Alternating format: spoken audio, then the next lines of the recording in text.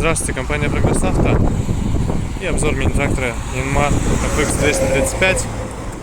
Такой вот полноприводный, достаточно мощный тракторочек к нам приехал. По состоянию все очень даже хорошо.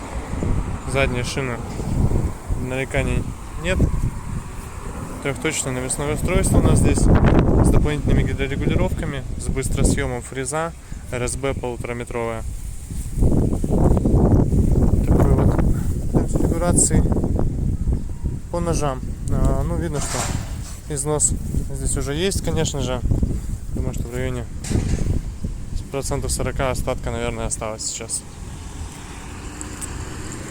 Задние шины также по левой стороне, все целенькое здесь. Видим, что в принципе трактор сохранился хорошо.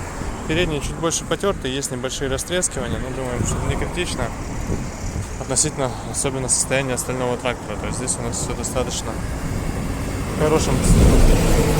хорошей сохранности осталось, поэтому по рычагам, я думаю, здесь по максимуму все настройки, все регулировочки, все есть. Ну и FX-ная коробка, естественно.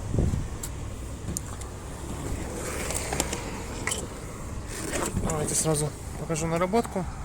Наработка здесь у нас 1314 моточасов. Вот, соответственно, вся приборная панель с кучей чеков различных, потому что функционала у трактора просто масса. Давайте запускать. Собственно, весь его запуск. Все прекрасно запустилось, мягко работает.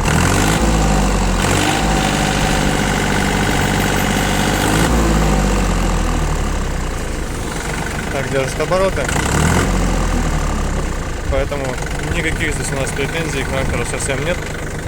Работает он очень мягко. Ну и в принципе сохранность хорошая.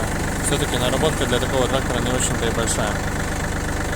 Поэтому компания Progress Auto, мы будем вас ждать с удовольствием за Yanmar FX 235. Всего доброго, приезжайте.